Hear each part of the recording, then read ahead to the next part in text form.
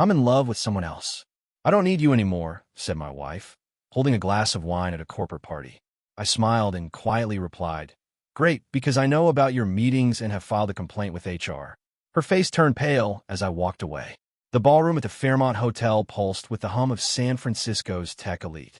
Daniel adjusted his tie, feeling out of place among the clinking glasses and forced laughter. At 32, he was a data analyst at a rising tech firm, the guy who fixed back-end bugs while others took the spotlight. His wife, Megan, 30, thrived in this world. A marketing star, she moved through the crowd like she owned it, her charm pulling people into her orbit. They'd been married 5 years, no kids, just a dog named Max who preferred Daniel's quiet company. Tonight, though, something felt wrong. Megan's glances darted past him, landing on someone else. Daniel sipped his drink, watching her work the room. She laughed too loudly at a joke from Eric, a slick sales executive with a reputation for closing deals and breaking rules. Daniel's gut twisted. For weeks, Megan had been distant, late nights, vague excuses about client dinners, her phone always face down. He'd ignored the signs, trusting her, but doubt had started to creep in like a virus. Then, 2 days ago, he'd found it. A silver cufflink engraved with an E in her purse while grabbing her car keys. Client gift, she'd said, brushing it off.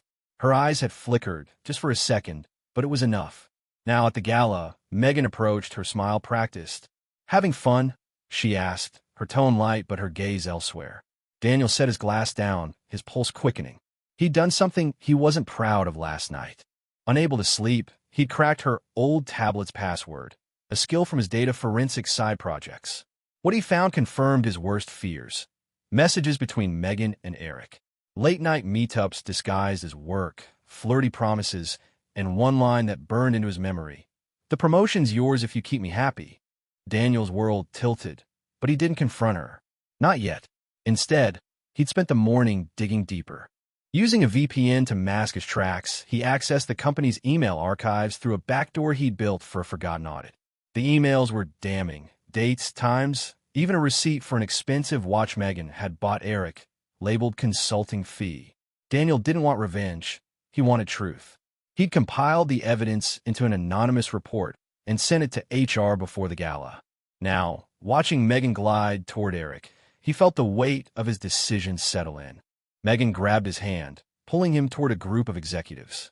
Smile, Daniel, you're my secret weapon, she teased, but her touch felt cold.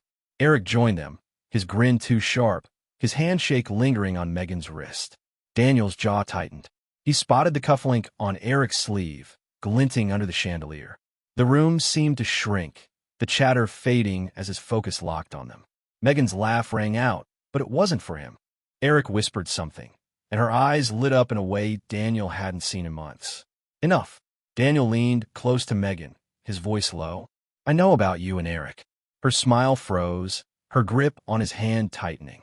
What are you talking about? She hissed, her eyes darting to Eric, who was now chatting with the VP. Daniel didn't flinch. The messages, the watch, the meetings. HR got a report tonight. Her face drained of color, her confidence cracking like thin ice. Daniel, you can't, she started, but he pulled his hand free. I already did. He turned, weaving through the crowd, his heart pounding but his steps steady. Megan's voice called after him, soft at first, then desperate. Daniel, wait. He didn't stop. The cool night air hit him as he stepped outside, the city's lights stretching across the bay. His phone buzzed, Megan's name on the screen. He silenced it. For the first time in years, he wasn't the guy who fixed things in the background. He was the one taking control. Daniel drove to a diner in the Mission District, the kind with neon signs and coffee that tasted like regret. He ordered a black coffee, staring at the steam rising from the cup. The evidence was out there now, in HR's hands. Eric's charm wouldn't save him, and Megan's lies wouldn't hold. Daniel's mind raced, replaying the moment he'd sent the report. It wasn't about destroying them. It was about refusing to be the fool any longer. His phone buzzed again. A text from Ryan, his friend in HR. Got something big. Call me tomorrow. Daniel exhaled, the knot in his chest loosening just a fraction. The truth was moving, and he'd set it in motion. Daniel woke to the buzz of his phone on the diner's sticky countertop, the screen flashing Ryan's name. It was 6 a.m., and the Mission District was still asleep, save for the hum of delivery trucks.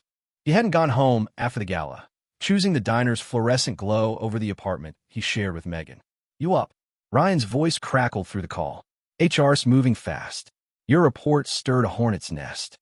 Daniel gripped his coffee mug, his knuckles whitening. "What's happening?" Ryan lowered his voice. "Eric's been called in for questioning. They found more than your emails. Expense reports, too. Megan's on their radar. Stay low today." Daniel nodded, though Ryan couldn't see it, and hung up. His plan was working, but the weight of it pressed harder than he'd expected. He opened his laptop, connecting to the diner's spotty Wi-Fi. Using a secure script he'd written for a side project, he checked the company's server logs. Eric had tried to delete emails from his account overnight, but Daniel's backups were already safe in an encrypted cloud folder. One message stood out, sent to Megan at 2 a.m. "We need to talk. Fairmont, room 412 tonight." Daniel's stomach churned. Even after the gala, they were still scheming. He saved the email, adding it to his dossier. This wasn't over. Driving to his office in Soma, Daniel avoided the apartment. He couldn't face Megan's excuses or Max's confused whining. At his desk, he buried himself in code, but his mind raced. He'd always been the guy who fixed problems quietly, server crashes, data leaks, but now he was dismantling his own life. A colleague, Clara, dropped by his cubicle. "You okay? You look like you didn't sleep." Daniel forced a smile. "Rough night." She lingered, sensing more, but didn't push. Her kindness stung, a reminder of the trust he'd lost in Megan. By noon, his phone lit up with a text from Megan. "We need to talk. I'm at home." He ignored it, but another followed. "I didn't mean what I said. Please." Daniel's jaw clenched. Her words felt like a trap, not an apology.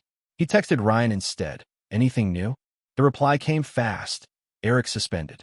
Megan's meeting with HR at 3. Keep your head down." Daniel exhaled, his fingers tapping the desk. He wasn't vindictive, but he needed them to face consequences. Not just for him, but for the truth. He spent the afternoon digging deeper. Using a data scraping tool, he cross-referenced Eric's expense reports with hotel bookings. A pattern emerged: client dinners at the Fairmont, always room 412, charged to the company. Megan's name appeared on 2 receipts, buried under vague project codes. Daniel forwarded the findings to Ryan anonymously, his heart pounding. Each click felt like a step toward freedom, but also a cut deeper into his past. Megan called 3 times during his lunch break. He let each go to voicemail, her voice growing shakier. "Daniel, I messed up. Let's fix this." He didn't listen to the rest. Instead, he searched for divorce attorneys online, bookmarking one in Oakland with a reputation for clean, no-drama splits. He wasn't ready to call yet, but the act of searching grounded him. He wasn't just reacting, he was planning. At 4 p.m., Clara swung by again. "Heard about Eric?" she whispered. "He's out. HR found shady expenses." People were talking about Megan, too. Daniel nodded, keeping his face neutral. "News travels fast." Clara studied him. "You're not surprised." He shrugged, but her words lingered. The office buzzed with gossip, and Daniel felt eyes on him. He left early, needing air. He drove to Ocean Beach, parking near the crashing waves. The salt air cleared his head as he walked, his shoes sinking into the sand. His phone vibrated. Megan again. This time, a voicemail. "I know you sent that report. You're ruining everything." Her anger sparked his own. She'd built a house of lies, and now she blamed him for exposing it. He deleted the message, his resolve hardening. He wouldn't let her rewrite the story. Back in his car, Daniel checked his encrypted folder. A new email had surfaced, one Eric had tried to bury. "Megan, the VP slot's yours if we play this right. Keep Daniel out of it." The date was a month ago, right when Megan started pulling away. Daniel's chest tightened, but he didn't break. He forwarded the email to HR, adding a note. "Check the timestamps." Then he called Ryan. "It's getting messy," Daniel said. Ryan sighed. "Messy's an understatement. Megan's meeting with the board tomorrow. They're auditing her entire team. You sure you want to stay anonymous?" Daniel paused. For now. As dusk settled, Daniel checked into a cheap motel in Oakland. The room smelled of stale cigarettes, but it was better than facing Megan.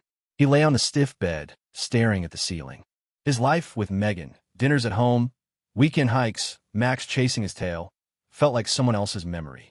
He wasn't that guy anymore. His phone pinged, a text from an unknown number. "Meet me at the Fairmont tonight. We can fix this." And Daniel stared at the screen.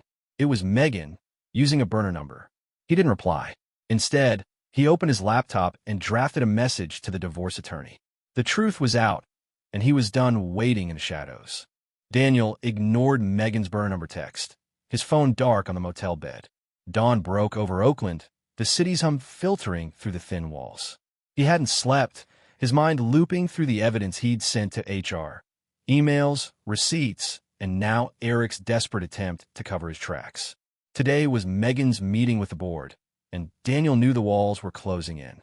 He showered, grabbed his laptop, and headed to a coffee shop in Temescal, needing a neutral space to think. The barista slid him an espresso as he opened his encrypted folder, double-checking his backups. Everything was there, airtight. At 9 a.m., Ryan texted, "Board's grilling Megan now. Eric's out, no severance. You're clear, but don't come to the office." Daniel's pulse quickened. He hadn't expected it to move this fast. He sipped his coffee, scanning the shop's patrons, coders, freelancers, a couple arguing over a laptop. Normalcy felt foreign, but he clung to it.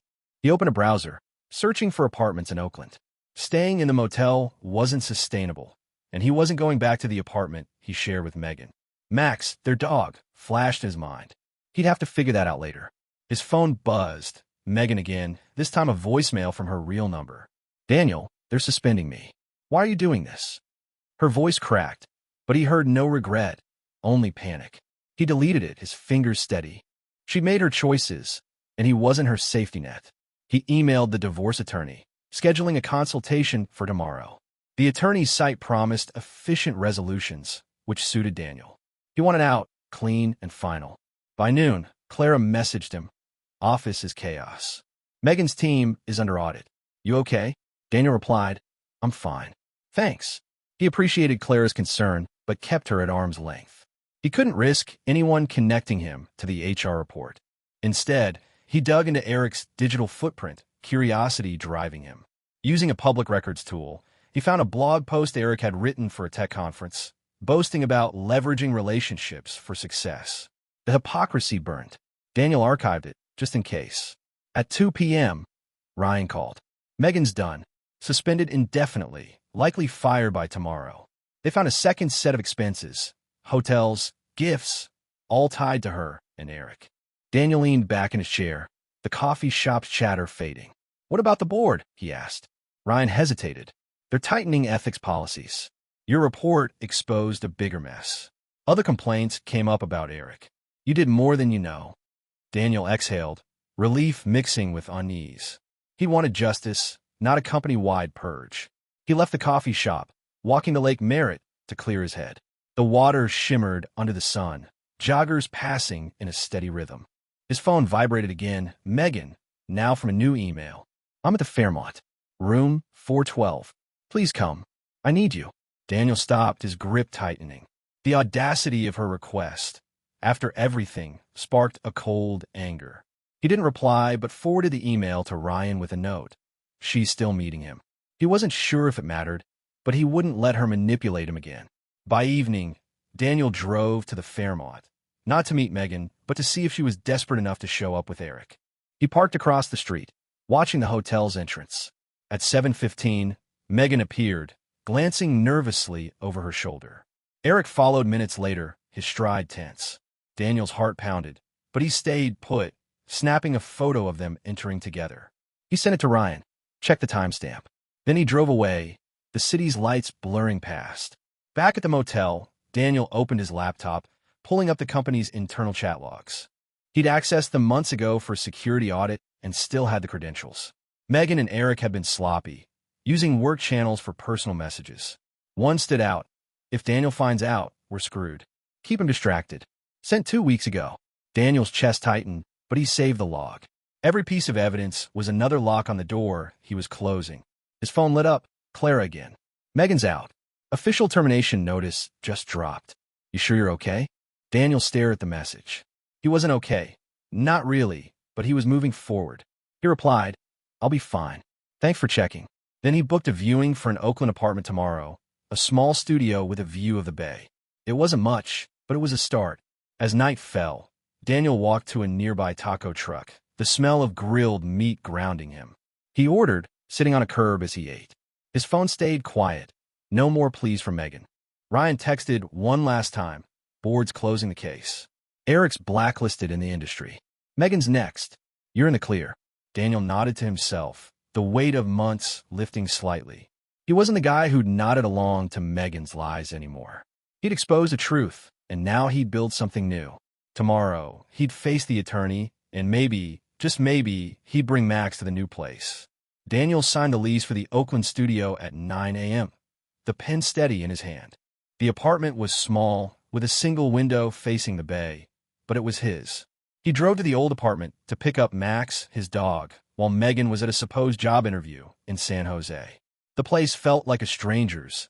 Her perfume lingered, but the warmth was gone.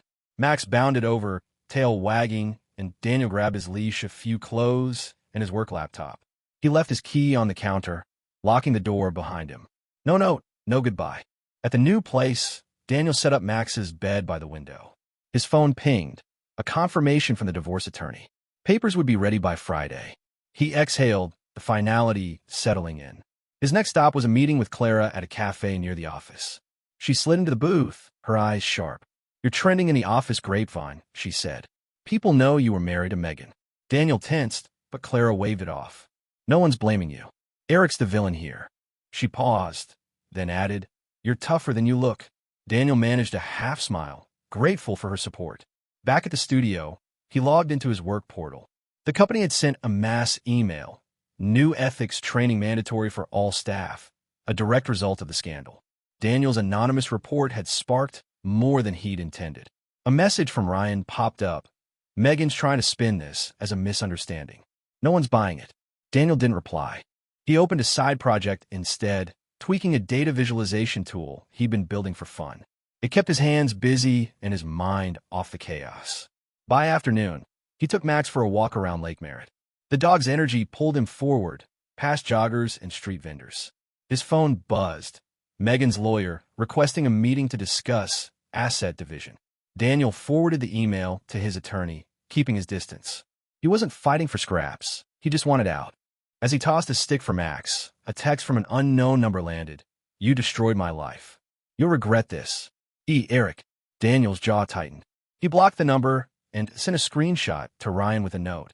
He's not letting go. That evening, Daniel met his divorce attorney, a no-nonsense woman named Lisa, in her downtown office. She laid out the terms. No-fault divorce, split savings evenly. Megan could keep the apartment. Daniel agreed, but insisted on keeping Max.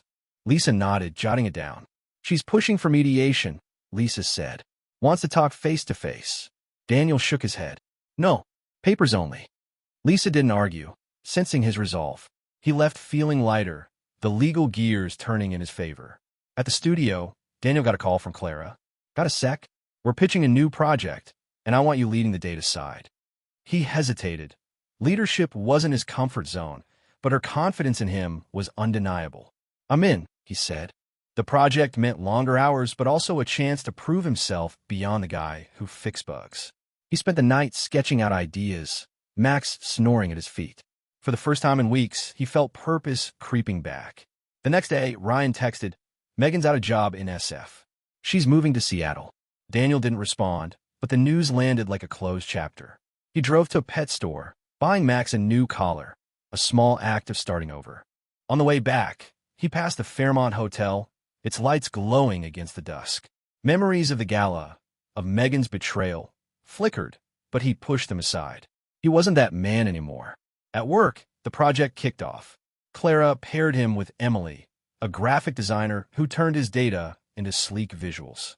During a brainstorming session, she suggested grabbing coffee to discuss color schemes. Daniel agreed, surprised by how easy it felt to talk to her. She asked about his weekend plans, and he mentioned running with Max. I'm in a running club, Emily said. Join us Sunday? He nodded, a spark of something new igniting. That night, Megan emailed from a new account. I'm sorry, Daniel. I messed up. Can we talk? He stared at the words, feeling nothing but distance. He didn't reply, forwarding it to Lisa instead. Let her handle it. He opened his laptop, pulling up the project files, and lost himself in the work. Max nudged his leg, and Daniel scratched his ears, the studio's quiet wrapping around them. The past was unraveling, and he was building something solid, one choice at a time. Daniel laced up his running shoes at dawn, Max's leash in hand, and joined Emily's running club at Lake Merritt. The group's easy banter and steady pace grounded him, each step pulling him further from the wreckage of his past. Emily jogged beside him, her questions about his data projects sparking a conversation that outlasted the run. They grabbed smoothies after, sitting on a bench as Max sprawled in the grass. "You're different out here," she said, her tone curious. Daniel shrugged. "Just figuring out who I am now." She nodded, no pressure in her silence. Back at his Oakland studio, Daniel checked his email. Lisa, his attorney, confirmed the divorce papers were finalized. Megan had signed, no contest. Max was his, the savings split, and the old apartment hers. Relief hit like a deep breath, clean and sharp. He deleted Megan's last email without reading it, her words no longer holding weight. His phone pinged. A message from Clara, project a hit. Client wants you presenting next week. Daniel's stomach flipped. Presenting wasn't his strength, but he typed back, "Count me in." He was done hiding in the background. That afternoon, he took Max to a dog park in Alameda. Watching him chase a tennis ball, Daniel felt a lightness he hadn't known in months. His phone stayed quiet. No more threats from Eric, no pleas from Megan. Ryan had texted earlier, Eric's persona non grata in tech now. Megan's freelancing in Seattle, struggling. Daniel didn't reply. Their downfall wasn't his victory, his freedom was. He tossed the ball again, Max's joyful bark pulling him into the moment. At work, Daniel prepped for the client presentation. Emily helped, turning his dense charts into visuals that popped. During a late-night session at the office, she asked about his life before the project. He kept it brief, was married, didn't work out, starting fresh. She didn't pry, just shared her own story of leaving a toxic job. Their talk shifted to favorite dive bars, and she invited him to one in the Mission that weekend. He accepted, the ease of it surprising him. Friday morning, Daniel signed the divorce papers at Lisa's office. The process was quick, the signatures final. He walked out into Oakland's bustle, the bay glinting in the distance. No anger lingered, just clarity. He drove to the dog park, letting Max run while he called Ryan. "It's done," Daniel said. Ryan chuckled. "You sound good." Daniel admitted he was.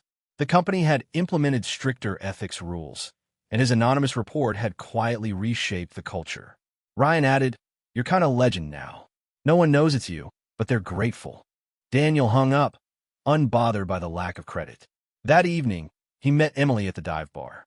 The jukebox played old rock, and they split a pitcher of beer, swapping stories about bad coding projects and worse bosses. She laughed when he admitted he'd never danced in public. "We'll fix that," she said, pulling him to the floor. He stumbled through a song, her grin making it worth it. For the first time in years, he wasn't overthinking. He was just there. Days later, the client presentation went better than expected. Daniel's calm delivery and Emily's visuals sealed a new contract. Clara pulled him aside after. "You're not just a data guy anymore. Keep this up." Her words stuck, a validation he hadn't sought but needed. He texted Emily a thank you, and she replied with an invite to a street art festival in Berkeley. "Max can come," she added. He smiled, typing back, "We're in." Weeks passed, and Daniel's routine solidified. Mornings running with Max, days leading projects, evenings with Emily or the team. He joined a coding meetup, collaborating on open-source tools for fun. One night, sorting through old files, he found a photo of him and Megan from a hike years ago. He deleted it. No hesitation. His life wasn't about erasing her. It was about building something better. A month later, at the art festival, Emily introduced him to her friends. They welcomed him like he'd always been there. Max tugged at his leash, and Emily laughed, helping untangle it. As they wandered through murals and food stalls, she asked, "Happy?" Daniel considered it, the bay breeze cool on his face. "Yeah," he said, "I am." It wasn't about Megan's mistakes or Eric's ruin. It was about choosing himself, step by step, until the past was just a shadow he no longer noticed.